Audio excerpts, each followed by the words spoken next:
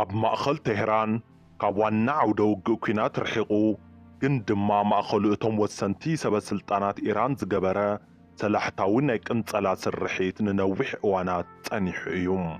ሳይንቲስታት ኒውክሌር ሳይንስ ወታደራዊ ኣዘዝቲ ዝኾኑ ናይ ድሕንነት ላዕለዎት ሰበስልጣናት ኣብ ጸሊም መዝገብ ሞሳድ እንተሰፊሮም መምለጥ የብሎምን። ሰላም ከመይ ትኾኑ ክቡራት ተኸታተልቲ መደብና። ንሎሚ ድማ ናይ እስራኤል ናይ ስለያ ትካል ዝኾነ ሞሳድ ብኸመይ ኣገባብ ኣብ ማእኸል ሕምብርቲ ኢራን ኣብ ካልኦት ሃገራትን ኣትዩ ጥብቂ ሓለዋ ዝግበረሎም ብዙሓት ላዕለዎት ሰበስልጣናትን ተመራመርትን ኣሰር ብዘይርከበሉ ስርሒት ክቐትሎም ክኢሉ ዝብሉን ኣብዚ ሕዚ ኣጋጢሙ ዘሎ ሓድሽ ኩናት እጃም ሞሳድ እንታይ እዩ ዝብልን ዳህሳሳይ ዛንታ ሒዘልኩም መፂእ ኣለኹም። ሳብስክራይብ፣ ሼር፣ ኮሜንት ከይትርስዑ እንዳተላበኹ ሰናይ ምክትታል ክኾነልኩም የምነም። ሃገረ ኢራን ጥብቂ ሓለዋ ዝግበረሎም ላዕለዎት ሰበስልጣናታ ዘይንክኡ ጌራ እያ ትቖጽር ነይራ። ነገር ግን ድሕሪ እቶም ብኮንክሪት ዝተሃነጹ ቤት ጽሕፈት ላዕለዎት ሰበስልጣናት ኢራንን ናይ ፍተሻ ኬላታትን ግን ድምፂ ኣልቦ ኩናት ክካየድ እዩ ጸኒሑ። ወታደራዊ ክዳን ዝለበሱ ወታደራት ኣብ ዘይብሉ ወግዓዊ ኣዋጅ ኣብ ዘይተገበረሉ ኣብ ውሽጢ ጽላሎት ዝፍጸም መጥቃዕትታት ድሮን ሳይበራዊ መጥቃዕትን ኣሰር ዘይርከበሎም ቦምባታትን ጥራይ። ሕዚ ግን እዚ ንዘመናት ዝሰገረ ድምፂ ኣልቦ ኩናት ናብ ወግዓዊ ኩናት ዝተቐየረ ይመስል። ማህደር ምውታት ሞሳድ ብመንግስቲ እታ ሃገር ኣንጻር ህላወ እስራኤል ዝሰርሑ ተባሂሎም ዝተነጸሩ ሰበስልጣናት ይኹን ግለሰባት ንክቐትሉ ዝርዝር ይወሃቦም እዩ። ሞሳድ ነዞም ዝተነጸሩ ሰባት ኣብ ናይ ሞት መዝገብ ኣስፊሩ ድሕሪ ባይቶኦም ህይወቶምን ናብርኦምን ኣጽኒዑ ዝረቐቐ መንገድታት ተጠቒሙ ይቕንጽሎም። ብዙሓት ነዚ ናይ ሞሳድ ናይ ሞት መዝገብ ማህደር ምውታት ክብሉ ይጽውዕዎም። እቲ ምንታይ ኣብታ ዝርዝር መዝገብ ዝሰፈረ ሰብ መን እዩ፣ ኣበይ ይነብር፣ እንታይ ዓይነት ሓለዋ ይግበረሉ ብዘየግድስ ብህይወት ዘምልጠሉ ዕድል ስለ ዘየለ እዩ። ገና ከይሞቱ ኣብ ማህደር ምውታት ይሰፍሩ። ሞሰን ፋኪዘደን ዋና መስራቲ ትካል ኒውክሌሳዊ ፕሮግራም ኢራንን ህቡብ ሳይንቲስትን ነይሩ። ብ2020 ኣብ ማእኸል ቴህራን ብሪሞት ብዝምእዘዝ ስናይፐር ተቐቲሉ። ዝኾነ ዝተተሓዘ ወኪል ሞሳድ ግን ኣይነበረን። በቃ ሓቂቁ ጥራይ ተሪፉ። ኣዛዚ ሓይሊ ኢራን ዝነበረ ጀነራል ቃሲም ሶሌማኒ ኣብ ባግዳድ ክቕተል እንከሎ ዝሞተሉ መጥቃዕቲ ብሰብ ኣልቦ ነፈርቲ ጥራይ ኣይነበረን። ሞሳድ ንነብሲ ወከፍ ምንቅስቓሳት ጀነራል ቃሲም ሶሌማኒ ይከታተሎ ከም ዝነበረን ንሞት እቲ ጀነራል ዘሳጥሐ ሓበሬታ ናይ ኣሜሪካ ሕሊፉ ከም ዘረከበን ይእመን። እቲ ብጣዕሚ ዝፍራሕ ዝነበረ መራሒ ሂዝቦላህ ኣይማድ ሙጌኒ ብ2008 ኣብ ደማስቆ እንትቕተል እቲ ቅንጸላ ሞሳድን ኣሜሪካን ብምትሕብባር ዝፈጸምኦ ነይሩ። ናይ ሃማስ ምክትል ሓላፊ ዝነበረ ሳልሕ አልአሮሪ ኣብ ማእኸል ሊባኖስ ኣቢሩ እንከሎ ብጥሪ 2024 ብሞሳድ ተቐቲሉ እዩ። ነገር ግን ዝተተሓዘ ወኪል ሞሳድ ይኹን ዝተረኸበ ኣሰር ኣይነበረን። ኣብ ማእኸል ቴህራን ይነብር ዝነበረ ሓላፊ ፖለቲካዊ ጉዳያት ሃማስ እስማኤል ሃንያ እውን ብሓምለ 2024 ብዝረቐቐ ስርሒት ሞሳድ ኣብ መደቀሲ ክፍሉ ብዝተጸመደ ቦምባ ተቐቲሉ እዩ። ነገር ግን ከም ወትሩ ዝተተሓዘ ልኡኽ ሞሳድ ይኹን ዝተረኸበ ኣሰር ኣይነበረን። ሞሳድ ብግዝፈት ሃገር እስራኤል ክረአ እንከሎ ንእሽተይ ክመስል ይኽእል። ነገር ግን ኣብ ዓለምና ቅድሚት ካብ ዝስርዑ ዝረቐቐ ሜላ ዝጥቀሙ ትካላት ስለያ ሓደ እዩ። ነቲ ከባብን ማሕበረሰብን ተመሲሎም ናይ ሕሶት ኩባንያታት ከፊቶም ብስም ምውፋር ኢንቨስትመንት ኣትዮም ዝደለይዎ ይፍጽሙ። ብስም ሰብ ሃፍትን ኢንቨስትመንትን ምትካል ኩባንያታትን ኣትዩ ቀስ ብቀስ ኣብ ፖለቲካ ሶርያ እናተሳተፈ ናብ ሚኒስትርነት ማዕረግ ዝበጽሐ ናይ ሞሳድ ልኡኽ ከም ዝነበረ ዝዝከር እዩ። ሳይበራዊ መጥቃዕትታት ብምፍናው ሚስጥራዊ ሰነዳት ሃገር ይጉሕሉ። ሓደ እዋን ኣብ ሓደ ለይቲ ብዝፈጸምዎ ናይ ሳይበራዊ መጥቃዕቲ ስርሒት 55,000 ገጽ ዘለዎ ናይ ኢራን ኒውክሌር ፕሮግራም ዝገልጽ ሚስጥራዊ ሰነድ ከም ዝወሰዱ ናይ ቀረባ ተዘክሮ እዩ። ሞሳድ ኣብ ሚስጥራዊ ስርሒታቱ አርቲፊሻል ኢንተለጀንስ ምስሊ ሳተላይት ዝረቐቐ መንገዲ ዝጽመዱ ቦምባታት ይጥቀም። ሓደ እዋን ድማ ወሰንቲ ሰባት ንምቕንጻል ብተብዓት በኣካል ኣብቲ ስርሒት ይሳተፉ።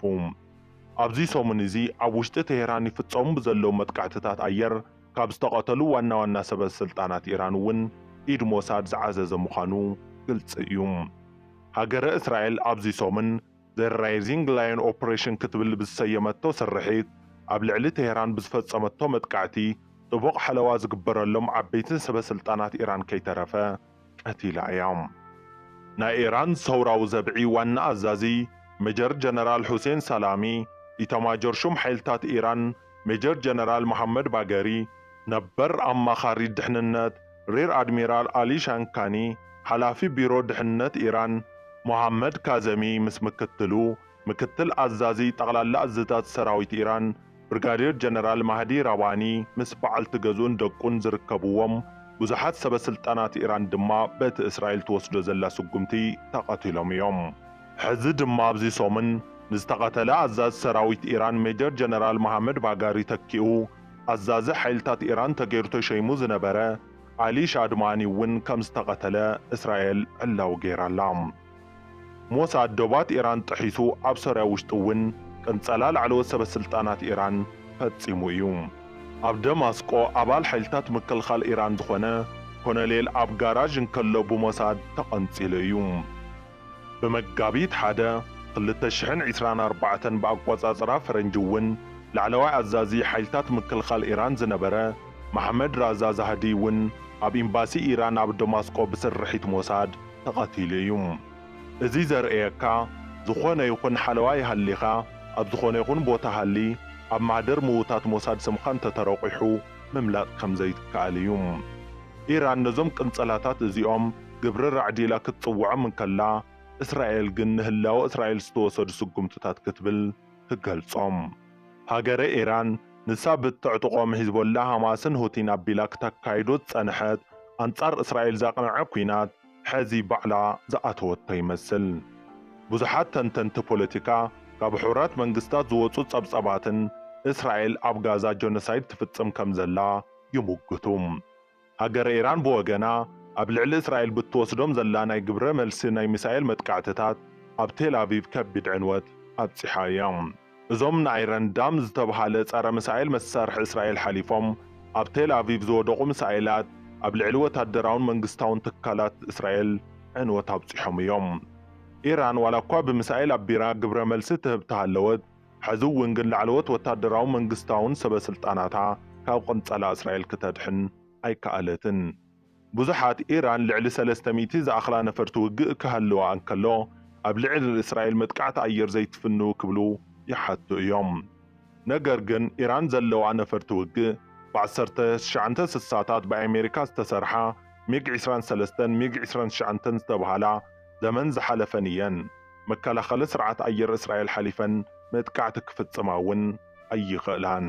እስራኤል ብወገና F-35 ዝተሰምያ ናይዚ ዘመን ዝማዕበላ ነፈርቲ ውግእ ዝወነነት እያ። F-35 ዝተሰመየት ነፈሪት ውግእ ሓደ ግዜ ንእትፈጽሞ ስርሒት $50,000 ከም እትሓትት ይግለጽ። እዚ ከምዚ ኢሉ እንከሎ ፕሬዚደንት ኣሜሪካ ዝኾኑ ዶናልድ ትራምፕ እቲ ላዕለዋይ መራሒ ኢራን ዝበሃል ኣበይ ተሓቢኡ ከም ዘሎ ብልክዕ ንፈልጦ ኢና ብምባል እንተኾነ ክቐትልዎ ከም ዘይደልዩ ጽሒፉ። ንሱ ቀሊል ዕላማ እዩ፣ ኣብቱ ዘለዎ ግን ውሕስ እዩ፣ ኣይንቐትሎን፣ እንተወሓደ ንሕጂ ኣይንገብሮን ክብል እዩ ጽሒፉ። ትራምፕ ቅድሚ ቁሩብ ደቓይቕ ኣብ ማሕበራዊ ሚድያ ሰማያት ኢራን ሙሉእ ንሙሉእ ተቆጻጺርናዮ ኣለና ክብል ጽሒፉ ነይሩ እዩ። እቲ ፕሬዚዳንት ላዕለዋይ መራሒ ኢራን ኣያቶላህ ኣሊ ኻሚኒ ንምቕታል እስራኤል ዝሓንጸጸቶ ውጥን ከም ዝነጸጎ ሰበስልጣን ኣሜሪካ ንሲቢኤስ ኒውስ ገሊጾም እምባሮም እውን ዝዝከር እዩ። እንተኾነ ብዙሓት ተንተንቲ ላዕለዋይ መራሒ ኢራን ኣያቶላህ ኣሊ ኻሚኒ ብ11 ሜትሮ ኮንክሪት ኣብ ትሕቲ መሬት ዝተሃነጸ ቤት መንግስቲ ከም ዝነብሩ ይገልጹ። እዚ ብ11 ሜትሮ ኮንክሪት ኣብ ትሕቲ መሬት ዝተሃነጸ ቤተ መንግስቲ ከፍርስ ዝኽእል ሚሳኤል ዘለወን ሃገራት ድማ ኣብ ዓለምና 3 ምዃነን ይምግቱ። ንሰን ድማ ኣሜሪካ፣ ራሽያን ቻይናን ምዃነን ይሕብሩ። ራይ እምበር ክቡራት ተመልከትና ንሎሚ ሒዝናልኩም መጺና ዝነበርና መደብ ነዚ ይመስል ነይሩ። ንምክትታልኩም ኣዝና ኢና ነመስግን። ሰናይ ቀነ።